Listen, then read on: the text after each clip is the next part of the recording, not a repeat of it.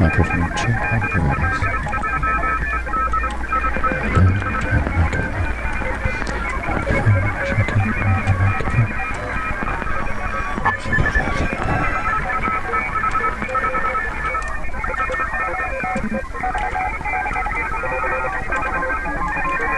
Microphone checking. Seems like there's a microphone here, but it doesn't work like other microphones. Oh, yeah, okay, there we go.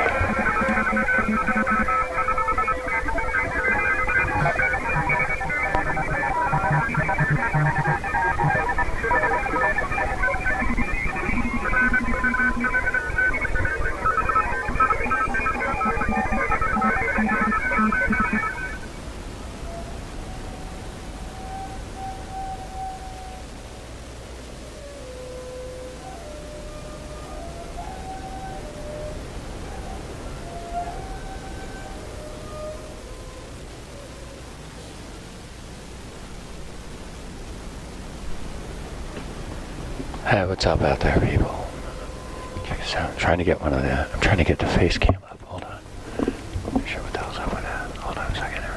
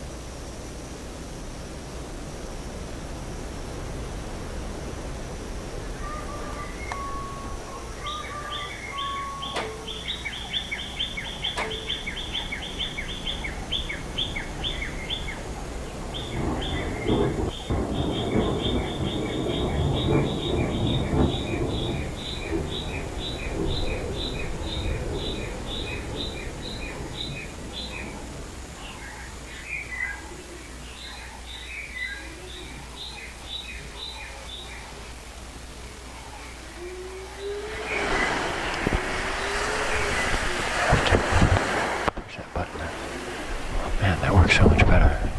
Alright, hold on.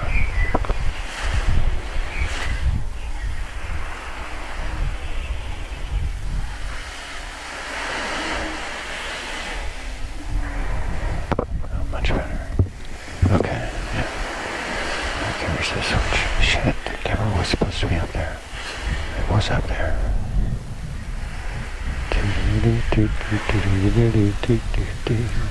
In the background, you're listening to the sounds of DronesoundTV, which you may be familiar with, the project or the channel over at YouTube. If you are not, you should familiarize yourself with it. Oh wait, maybe it is on. It's just hidden behind this thing. No, it's not. Frickin' OBS. I use OBS, by the way. It breaks like every other time you use it. Especially the cameras. It seems like you change just about anything. It goes crazy with the cameras. It's like, what? And it loses where it doesn't know what their sizes are. It doesn't know where they are, how they work. It's crazy.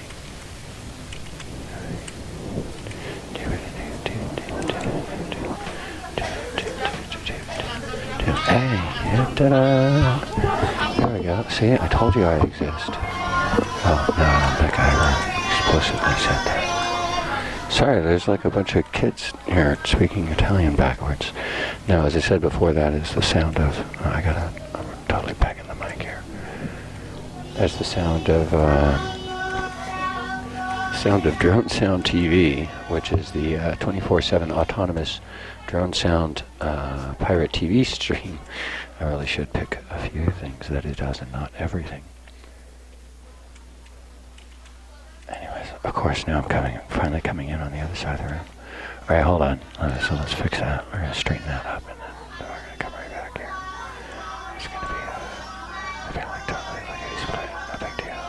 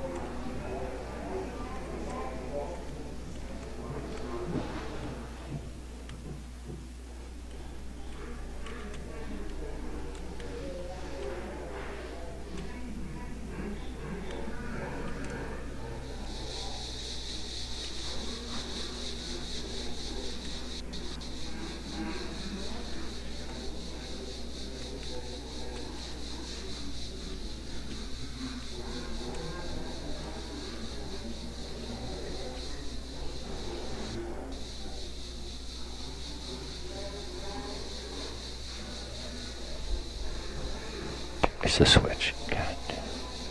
Alright. Okay, well, we are back.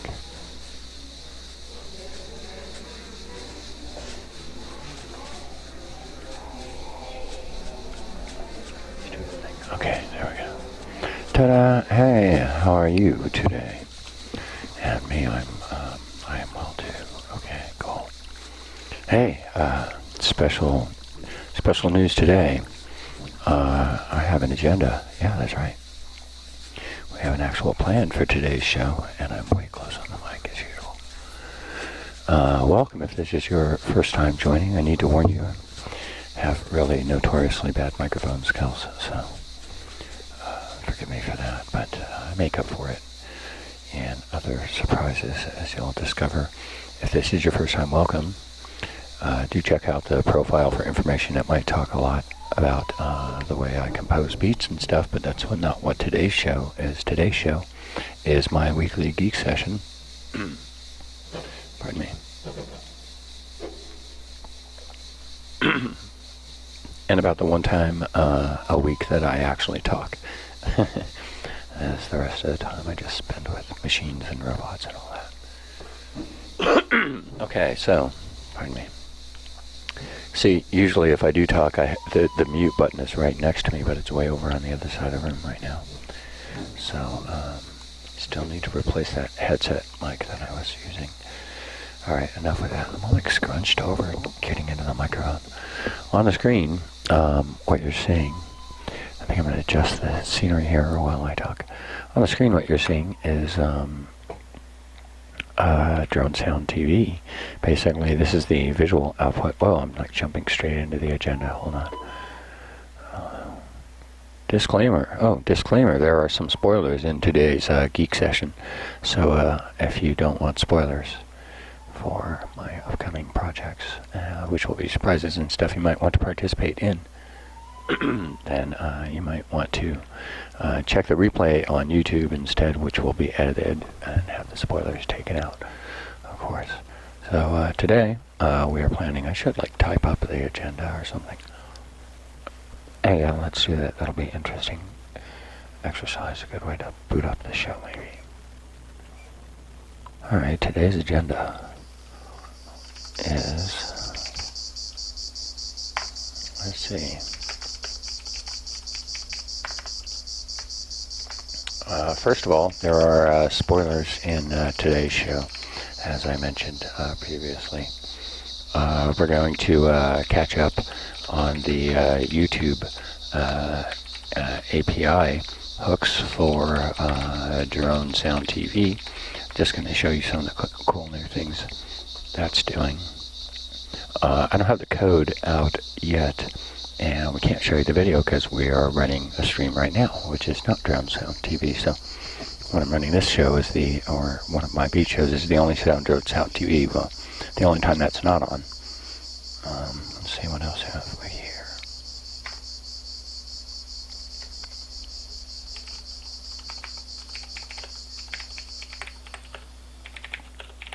I'm going to show you some of the fun stuff behind the screen displays on DronesoundTV, which is kind of funny, and you're going to see why. And then we're going to play with this thing, adPlayer, adPlayer, that I made for DronesoundTV displays, which is also going to be fun. I like that. It's really simple, and I'll share the code with that. So since I'm not sharing the YouTube code, well, you'll get some code. Okay, so that's fun. And then we're going to get to the spoiler part. So again, you might want to I'll give you another warning before then. So enough with that. That's today's agenda. Thanks for tuning in to the show. Goodbye. No, I'm just kidding.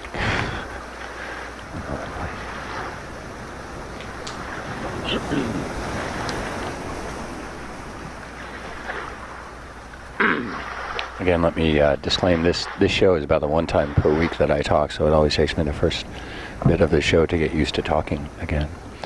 And I spend the rest of the week in quiet meditation on a hilltop. No, that's not true. I code and stuff.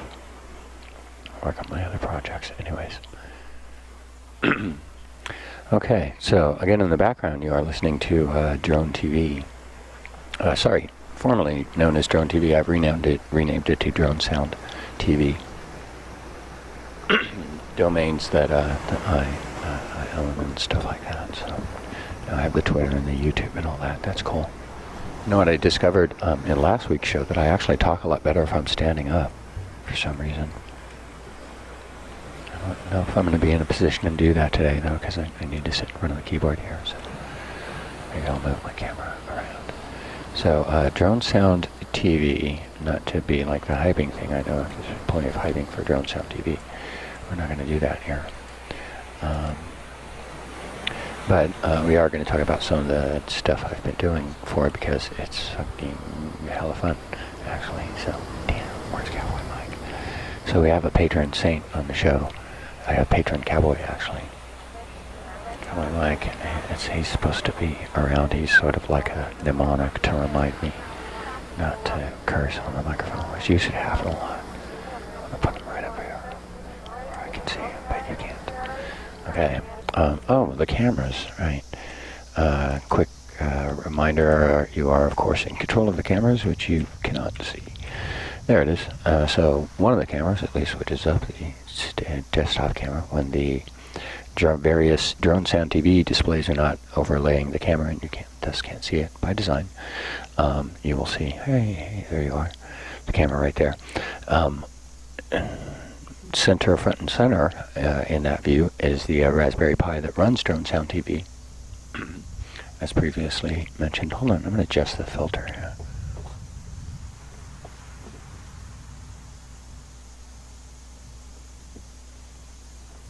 It was a little too bassy. Okay, so, and I got more bassy. What the hell? I think that might be an amp, not a filter. Okay. So, anyways, and you see some stuff we might play with on today's show. Last week we covered like a really super quick and dirty basic GPIO input on the Raspberry Pi. And we previously, before that, had covered output and various kinds of output, PWM and Pi Blaster and other stuff too. You can refer to my other shows on youtube.com/DieMasterMonkey if you're interested in that stuff. But on the last show, previous episode, we played around with input a little bit, and I said the reason I wanted to do that, we took down crazy DronesoundTV. Yes, it sounds like that all the time. And I said the reason I wanted to do that is because I have long wanted to make my own sampler. As you know from my beat shows, from my live performance shows, I'm all about sampling. So like all samplers in here except for one monophonic synth, and everything else is a sampler.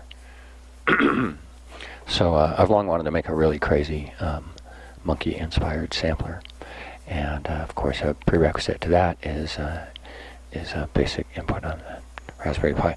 Now I have actually here a pressure sensitive, which we can use as a velocity sensitive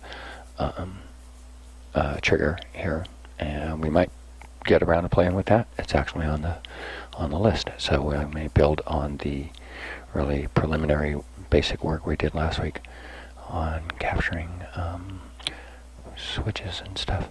By the way, I never know if anyone's in the chat. I'm sorry, I really should, at least the chat, and never know if anyone's watching. Right, the cameras. So you can drive the cameras from the chat. This is a standard feature of Master Monkey shows. It has been for a long time. It's part of the ongoing project Internet Toy Box, which is now called Stage Ghost. Let's see. How the hell do I do that? I forgot how it worked. Yeah, there we go. I just say like stage in the, well, you can't see it in chat, but in chat I'm typing stage 55 and it moves the camera. See? Ta-da! And there you go. That says, over there it says stage 80. I don't know why I did that. And this is going to be problematic, I guess. The ongoing DronesoundTV displays continue to occasionally cover up what we're looking at. Anyway, so that's what you do.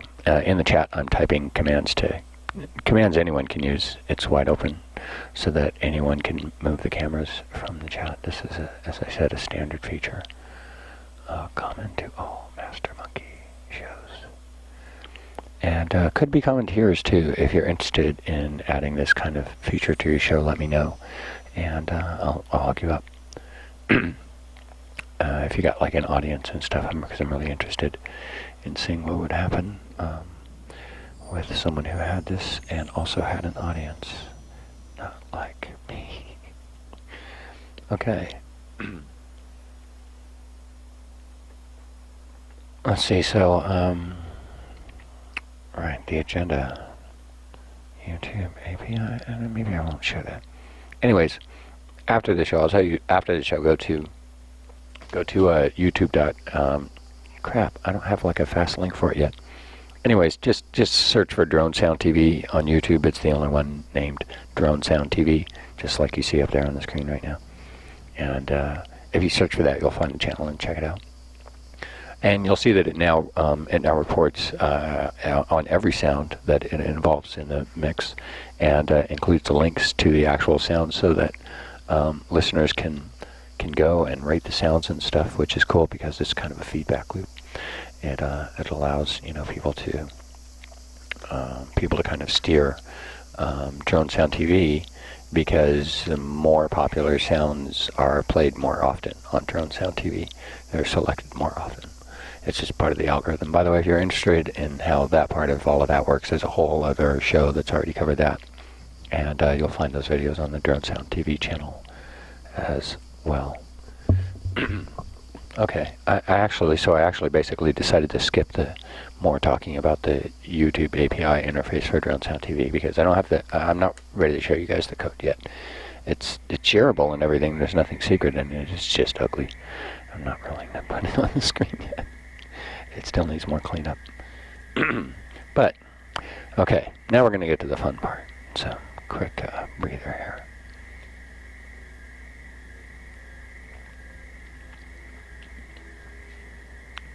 As I said, Drone Sound TV already quite thoroughly documented all over the world. Just kidding, not yet, but it will be. Well, there are other components of Drone Sound TV aside of those which, have been very thoroughly documented, i.e. the sound mixing engine and all of that, and the way that it gets sounds off of free sound and interfaces with YouTube. As I said, these have been topics on previous episodes of this and other shows. Now, what I haven't talked about is these rather cheesy terminal-based displays that are very much a signature of the channel.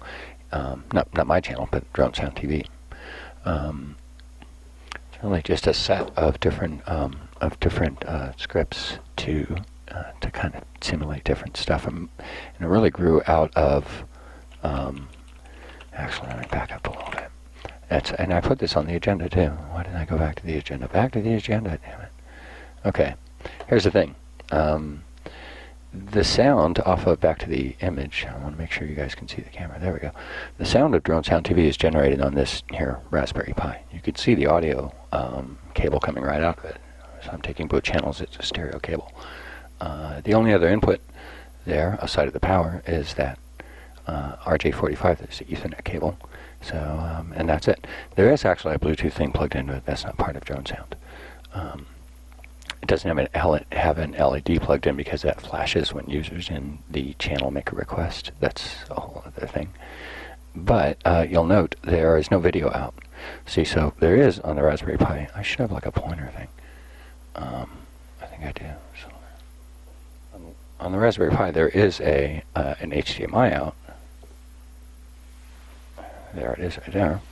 But two things. One, I don't have any way to capture that on my streaming machine. So I don't have any video capture on my stream computer. So no way to get video out of that if I had the Drone Sound TV system generating video that would go along with the sound, which is what I really wanted to do. Anyways, it can't because I have no way to get that video into the stream.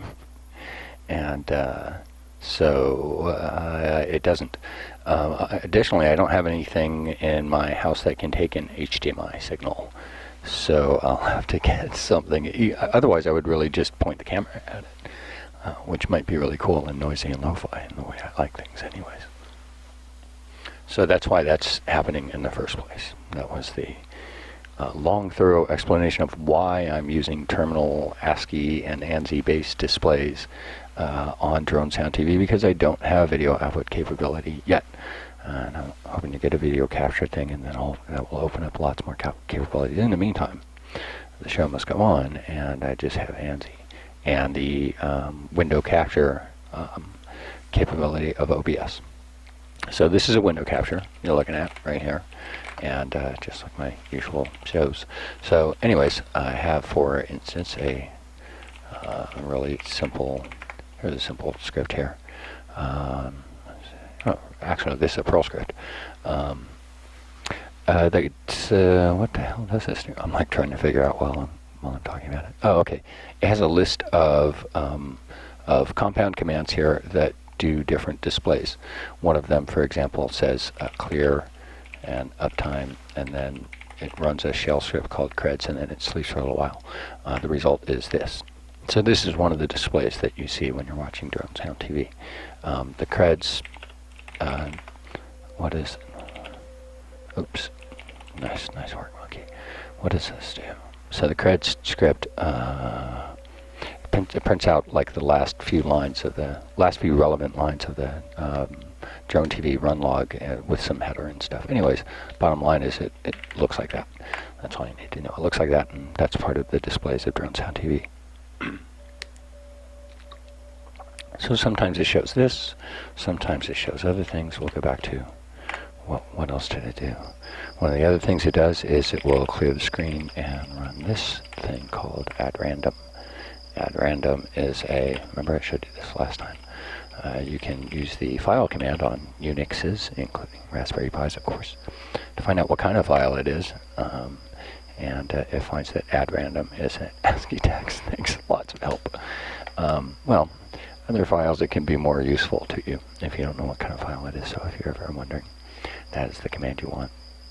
File. Anyways, adRandom. Let's take a look at adRandom. I'll show you what that was in a minute. Okay, so here's adRandom. Oh man, it's like way down at the bottom of the screen. Okay, there's adRandom. It is obviously a super tiny Perl script. What does it do? It makes a list of all the files in a directory called station IDs. That's what it says right there. And then it picks one. It looks like it picks one and then it spits it out. So all the files in the directory called station IDs, they call it text. It picks one and spits it out. Wait, where is it? Stations IDs? I put stations IDs. Okay, there we go. Oh, so there we are. So there's a bunch in there, right? How many are in there? How many? 33. The word count command tells us by piping the output through WCL. Okay, so 33 in there. This command, this adRandom command, picks one of them and displays it. They're all a bunch of little ASCII signatures that say Drone Sound TV. So again, this is one of the other things that you'll see on Drone Sound TV, is these little ASCII signatures. And I think they're cool and kind of funny and retro. And as I said, this is what we got, right? We got ASCII, we got ANSI. What do you want? So, no video output yet for Drone Sound TV. So we make the most of what we have at the moment. All right, anyways, so that's one of the other ones. Let's go back to, what the hell else was in that thing? Hell is okay, Cowboy Mike. Hell is perfectly fine. Yeah, I can use that. And some other stuff, all right? It does other things too. All the stuff that you see, and actually, let's just run it. Oops. So this is what Saber 6 does. And it is doing its thing right now. I wonder if I'm still on. One time I got knocked off of Twitch and like didn't even know. I got banned for what the hell? I'm always getting banned for some stupid crap. So there's a tremendous amount of rules to adhere to. Okay, so I was hoping it would do that next. So it does that. One of the other ones it does is it does an ANSI display. So I have a bunch of photos, just mostly old public domain photos that I found and stuff. And they're in a directory. Sometimes they will ANSI those. I've put together a script that translates it to a properly sized ANSI image, and then displays that. Closest we could get to displaying images. Okay, so I think that's enough about that crap anyways. The fun part of, let's see that. So there's one in there, the one that I said we're going to get to. And this is the spoiler alert part. So spoiler alert. Spoiler if you're out there and you don't want spoilers. you will want to leave now because we're going to look at this thing called adPlayer, which is a funny little thing that I made, and it's fun. So, I'll give you a couple of minutes to gather up your leftover junior mints and your hat and everything.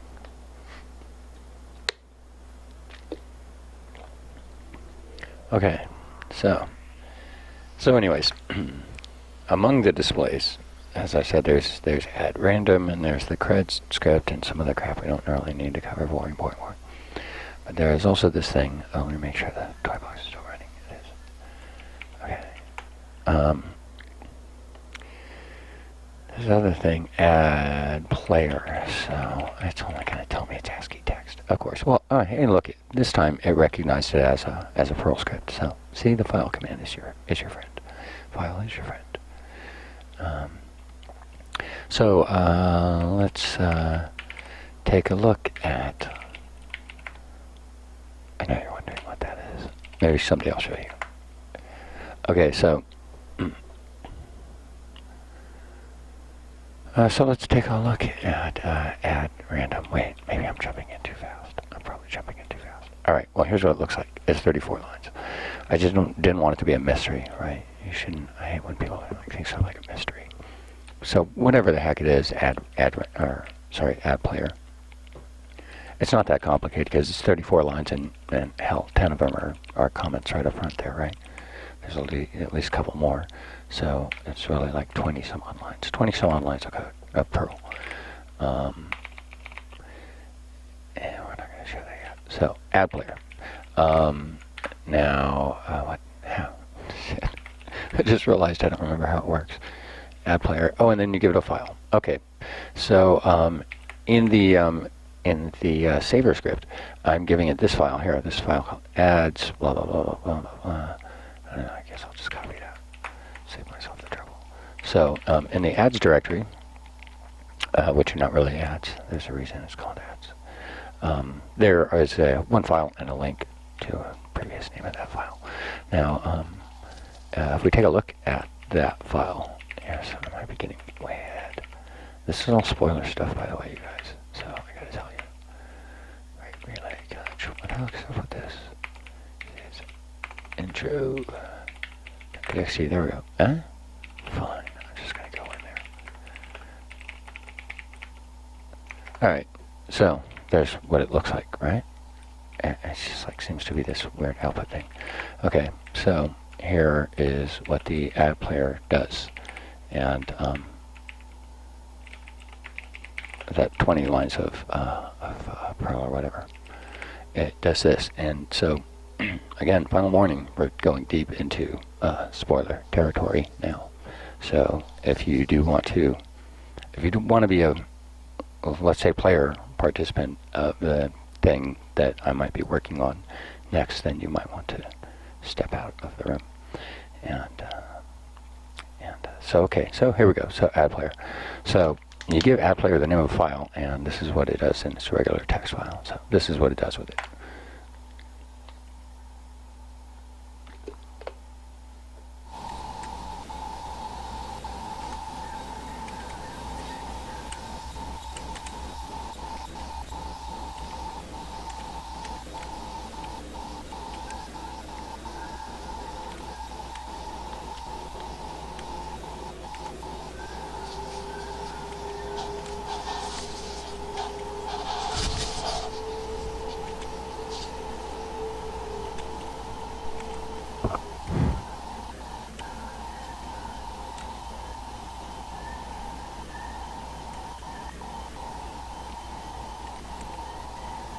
So you see what it's doing, right? It types out the file in such a way that it looks as if it's being typed. While it's doing that, it plays these keystroke sounds. You see,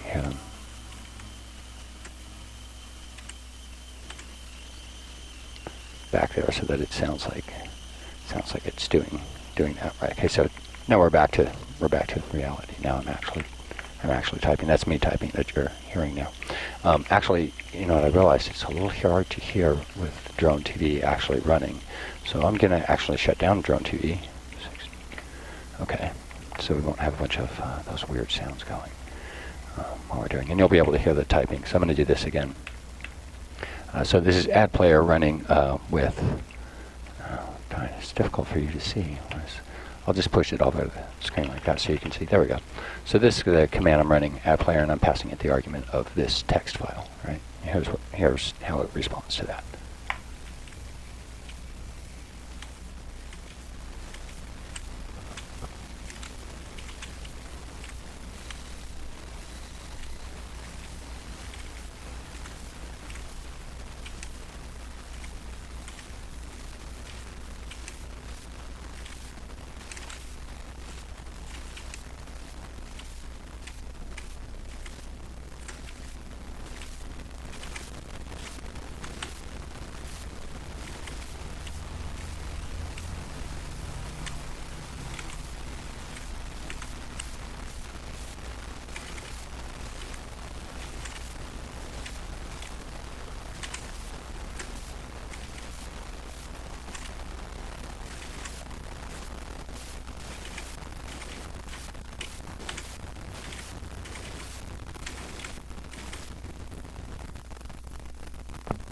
Okay, again, so you get that? That's not me typing. That's the script typing, or making it look like it's typing, right? So again, let's take a look at adPlayer, which again is like a 20 line script.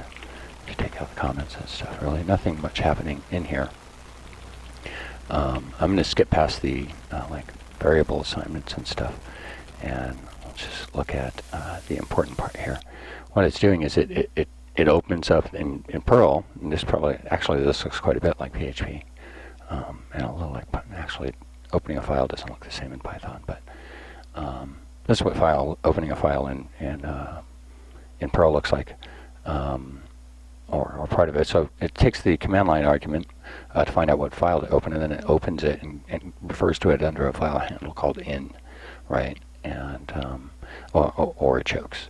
Yeah, that's normal. Then, for as long as it's not the end of the file of that file that it opened, again, this is probably pretty easy to translate if you're working with another language, especially like PHP looks a lot like this. Then it reads the next character. By the way, these two bits of logic can, in a sense, be kind of combined. It just didn't. Then it reads the next character, and this next part, I'm going to skip over this next 2 lines. Okay. We're going to go back to that. And then it prints the character. So it reads that character and prints the character. And then it makes it makes the little keystroke sound. How does it make the keystroke sound? With this little script called sfx keystroke, and we're going to look at that in a second. And that's all it does. And then it delays a little bit when some random amount of time. Right? So you could think of all these things as just little niceties. It's delaying a little bit, and this other 2 lines you don't have to worry about yet. The point is, it opens the file, reads each character, displays the character, and makes a clickety sound. Right? So it's really pretty straightforward, right? If you think about it. And so, and again, now this clickety sound is taken care of by this separate script, sfx keystroke. So for example, that's what it does. Every time you run sfx keystroke, it picks a different clicky sound from a sample full of keystrokes.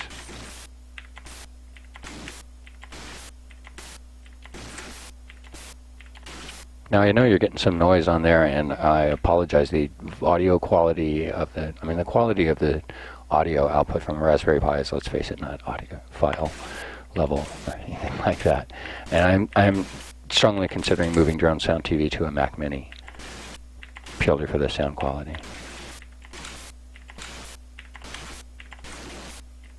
So there you go. Every time sfx keystroke runs, it plays a random length keystroke. Right? We've already done it like a whole bunch of times. Okay, and that's all at random. Or adPlayer. What the hell was it? Yeah, adPlayer.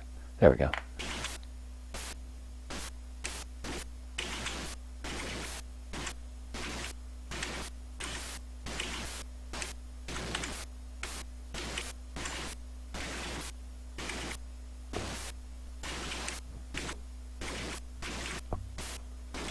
said, I wanted to point out that I'm not typing. So that's the text file. So it's simply outputting the text file one character at a time, combined with a random keystroke sound each time.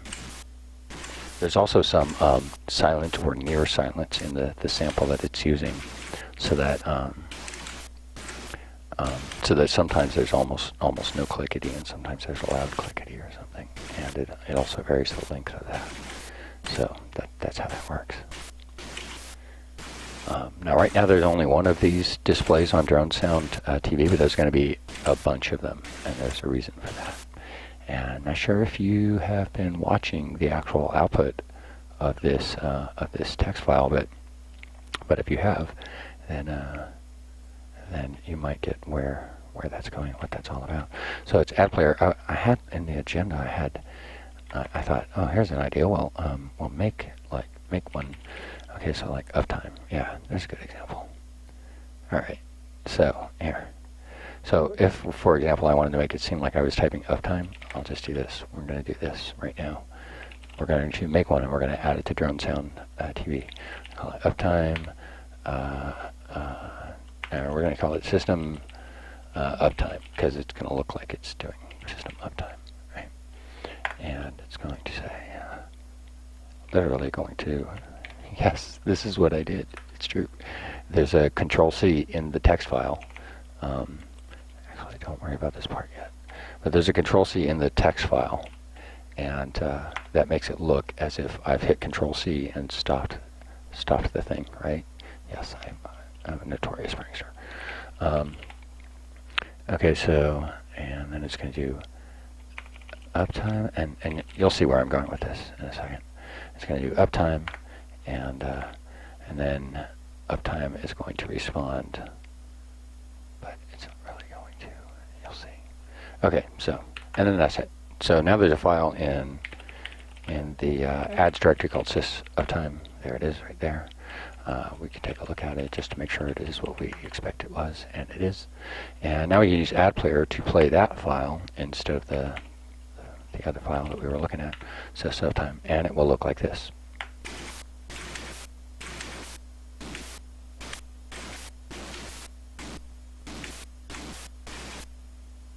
There you go. See, so looks like I was typing it right, except this, like, the prompt is missing, right? So we don't want that. So there's another part of adPlayer. Remember those two lines I skipped? I said I was going to come back to. Well, I will. Here they are.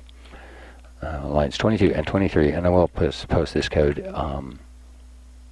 If you want, all you have to do is either ask me in like comments on the video, or to ask me in the chat. Actually, you could ask me in the Twitch chat, so I should make sure that I can see the Twitch chat. Okay. And I'll send you a copy of the code, although, like I said, it's 20 lines. You can practically see it all right there.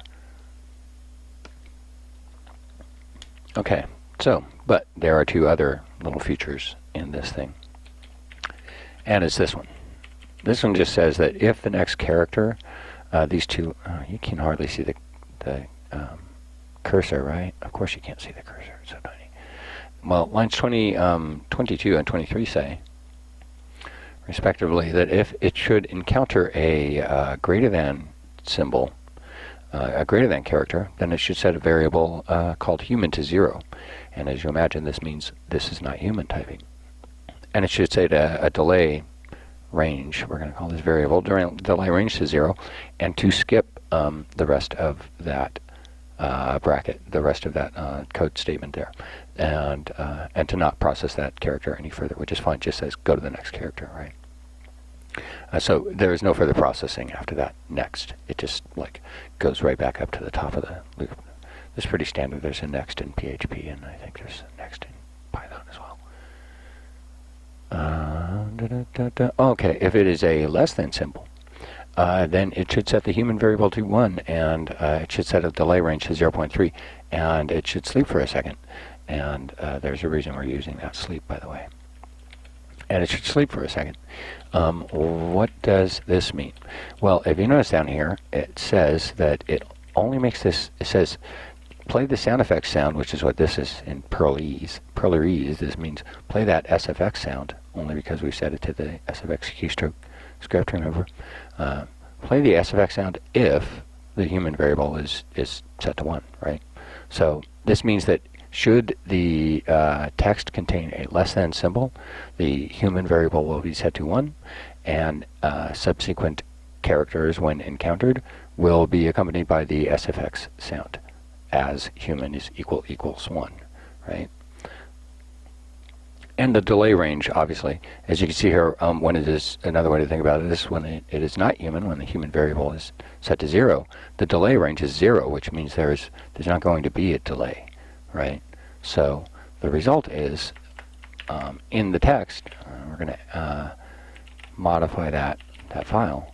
In the text, you'll notice I did start off with one of these less than symbols, indicating that the following was user typing, right? So it should be typed with random variations in speed, and it should be accompanied with the clickety-clack sound, right?